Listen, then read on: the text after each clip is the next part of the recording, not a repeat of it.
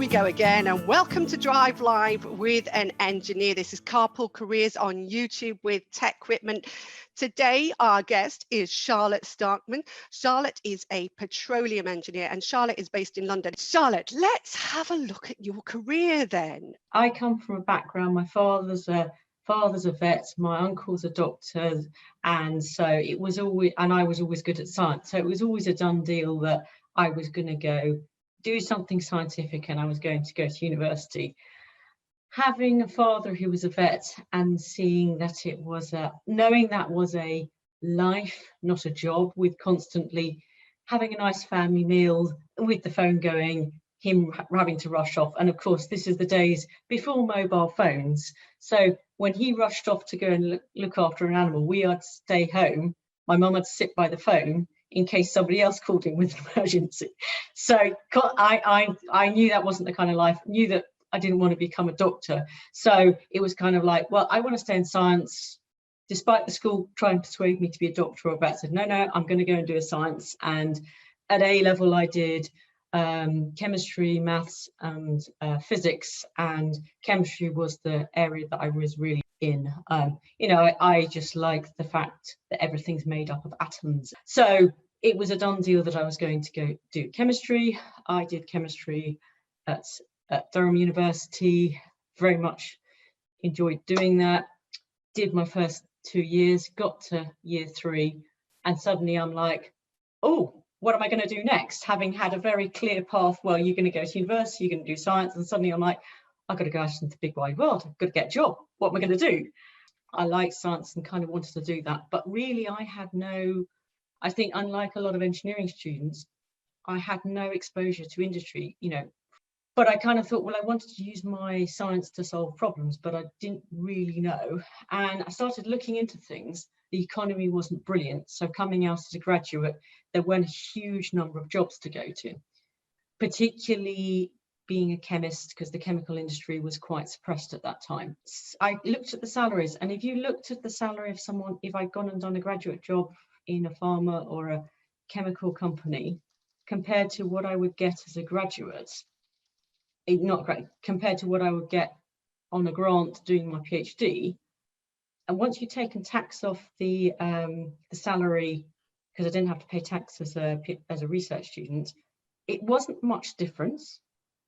And then I kind of thought, well, I could spend 3 years doing what I want to do, and spending time actually working out what I want to do, exploring a particular area and becoming an expert in that, or I could go and work for somebody else. Coupled with the fact that particularly then, and I suspect it's still very much the same, particularly in pharma, you needed to have a PhD, otherwise you get to a glass ceiling and you wouldn't be able to progress. And I kind of thought, well, what have I got to lose, really? That's kind of why I went and did a PhD, basically. My PhD title is Ligating Properties of Organophosphates, which probably means nothing to anyone but me. I think that to me was one of the cool things about doing a PhD is I became an expert in a very specific subject, and I was the only one I was the one that was the true expert in that particular area, and nobody else was more expert than me, which is quite cool. How did this accidental jump into engineering occur? After spending 3 years in the lab, the one thing I knew, and I'm very good at knowing what I don't want, which I think for a lot of people out there, you kind of think, oh God, but actually it is important to know what you don't want to do. And while I really enjoyed doing what I'm doing, I knew I didn't want to spend the rest of my life sitting in a lab. What I didn't know I wanted to do, kind of very similar to when I was doing my degree, is I wanted to go and solve problems. Because that's actually what I liked about the research, is you kind of constantly solving problems and constantly trying to find out answers. And that's the thing that really I really enjoy. But what I wanted to do was, rather than just work on my own on a bench, I wanted to go out and solve real life problems, working with people from other disciplines. Initially, I thought, okay, the way to do that is to go and join a chemical company or a big company, work on a bench for a bit, and then I'll get the opportunity to work on bigger projects and kind of go into management. And I didn't really quite know how it worked, but that's sort of how I thought it would work. And he said, we really want you, but we don't have any jobs in chemistry. However, would you be interested in working in upstream oil and gas? And I'm like, what does that mean? No idea. I had no idea what that was. So he then started saying, well, what you do, this is all about, because upstream, maybe I should just stop there and explain upstream oil and gas. Yeah, because I'm not that clear on what upstream oil and gas is. I just think oil platform in the sea, frankly, and that's naive. That's kind of it. Basically, it's the bit of the value chain which is trying to find new sources of oil and gas under the rocks, and then it's drilling the holes and getting it up to surface. Basically, that's what upstream oil and gas is. And you started out in your lovely little Morris Minor there, and now you've gone up to a truck as a petroleum engineer. Perhaps you could tell us, what really does a petroleum engineer entail? For starters, petroleum engineer, I use that's a very broad term, and it actually covers a number of different disciplines. It's a bit like if you say, I'm an engineer, there are lots of different types of engineers that you can be. And so if you're a petroleum engineer, you can be a geologist, you can be a reservoir engineer, you can be a production technologist. That I was effectively a petroleum engineer is somebody that looks at the rocks underneath the ground. And my expertise was predominantly looking at the reservoir and working at how best we could get the gas or oil to flow up the pipe to surface, and looking at things and doing things like I had to say how much gas or oil I thought would be produced that month, because obviously we're producing gas. And I was working in Holland at the time. The equivalent of the national grid needed to know how much we were going to produce. They could say, yes, we want you to produce that, and that's you have to do every month. So that's the kind of thing that a petroleum engineer does. But that's not what I did when I first started with Shell. I think it was about 5 or 6 months where I actually learned the fundamentals of being a petroleum engineer and learned some geology and everything else. So I actually was able to do the job. And then they said to me, oh, your first role, we're going to send you out to the oil rigs to drill for oil and gas. And I kind of went home that night and panicked, because I was like, oh my God. And Dion, you know, because you've seen Netflix and you've seen them on the platforms drilling, and there's mud flying everywhere, and they're heaving pipes left, right and center, and there's all these strong men. And I'm thinking, and for those, because I'm sitting down, you can't see, but I'm 5'2" or just over 1.50 meters for those who aren't in the UK. I was like, I can't do that. And I was like, what have I set myself up for? That wasn't what I was expecting to do when I agreed to take a job with Shell. And then after not sleeping all night, I went back and then sort of asked some further questions, which I should have done the day before, but that's, you learn. And actually said, no, you're not going to be on the drill floor. What you're actually going to be doing, this is more of a learning role for new graduates, for new graduate engineers, is we put you on the platform so you can learn, and your role is more to coordinate all of the contractors, coordinate specific jobs. So for example, one of the things I had to do was measure pipe. One of the biggest challenges I always had on the rig is those pipes are big things, a big stack of pipe, and if that gets unstable and rolls, it can kill somebody. Being on a well site really taught me a lot about safety, and further on in my career, you realize as a petroleum engineer, often I was doing jobs that if they went wrong could kill somebody. So it's really important, and that's one reason Shell used to put people on the rigs like myself, so they understood the dangers. So when they were running jobs, they had the awareness to make sure those small things were dealt with. It's a very good experience for me in terms of that, in terms of working with people from all over the world, and also from all different perspectives, because a lot of the rig crew were not highly educated. Some of them weren't particularly good at reading and writing, and if you've just come from doing a PhD, it's quite good to sort of mix in a completely different environment. And It's given me a lot of stories which keep a lot of dinner party people very happy. After working on the rigs, I did a kind of special project which was unusual at that time, where I worked with the commercial guys, building like a database for them, which was really eye-opening, because I got to see how the oil and gas business works commercially, because a lot of it's through ventures and sharing and this kind of stuff. And that was really fascinating, because it was something other than just the technical work, which up to that date, having done a degree, having done a PhD, you've just been working on the technical side. So that was really interesting. But then I went on and worked for their offshore unit, where I was the engineer in the office, talking to the guys offshore about basically keeping the wells secure and drilling wells offshore as well. And it was very interesting to be the other side of coin, having been on the rig, then being in the office and talking to the people the other side, which was really fascinating. I was quite glad to stop working on the rigs, because that was where you were on the rigs a week on, a week off.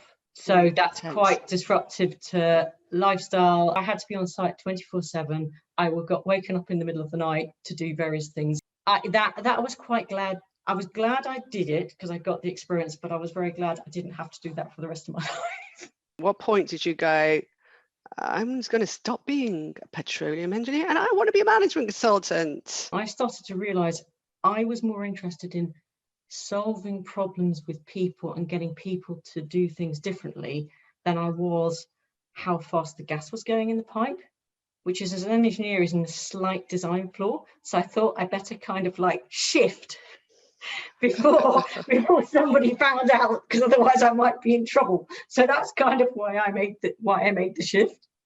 It's all about analyzing problems. It's all about problem solving. I've got a really good skill set from that, as in terms of the science, the engineering, what I'm doing here. It's all about people. Maybe that's something I should look at. And at the time, I actually went to a careers coach, because I knew I was enjoying what I was doing, but I knew I wouldn't enjoy it for the next 8-10 years, and I needed to find something that would keep me interested.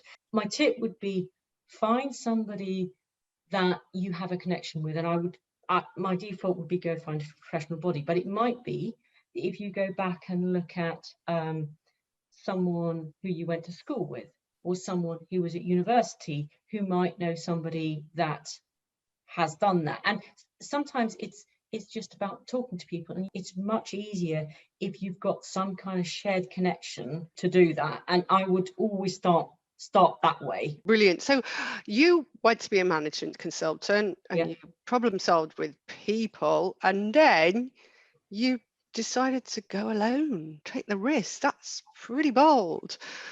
What made you make that decision to run? Is it Energise, your Energise Consultancy? Yeah. Why did you do that? And then why did you choose the specialism? That is it? Let me remind, transformation, business transformation. Transformation. Yeah. Well, first thing I'll say is, probably people can gather from what I've talked about before, I'm probably more comfortable with risk than some people that I know. After leaving Shell, I had a series of roles with different management consultancy, which is very common in the management consultancy world. People move from one company to another, and I got a lot of experience and really enjoyed it. But I got to the point where I felt that the systems and structures within the company were kind of driving me up to be like a senior person that just sold and sold and sold, and I wasn't able to do what I felt the right thing for the client was.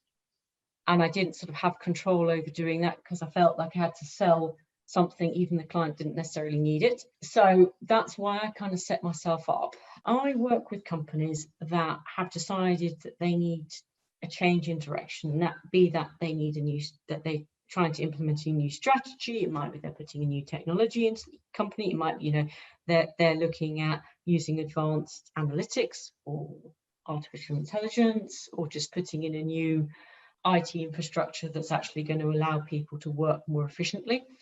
And what I do is I sit down with the business and go, okay, you're doing all of this. What do we need the organization to do to actually achieve all of these benefits? It's all about problem solving. It's all about looking at data. It's all about talking to people. But what really gets me is I love the fact I engage with people, and I help people have better jobs at the end of it.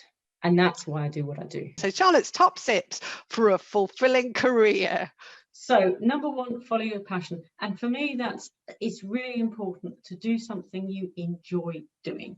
If you're working and you're doing something you don't like, now, okay, everyone has their off day, but if you're consistently thinking, I don't want to get up and go to work, you need to change something. Either that's about dealing with it internally or moving jobs. And I would always suggest of trying to sort it out internally before you change jobs, because it's much easier because you've already got the relationships. But always do that, because I know people that haven't, and it's just like, why not? Increasingly, career transitions are going to be the norm than the exception. I know that for me, compared to my peers, I've done a lot of career transition that most of my peers don't. I think the kind of career I've had will probably be more of the norm of today's current graduates.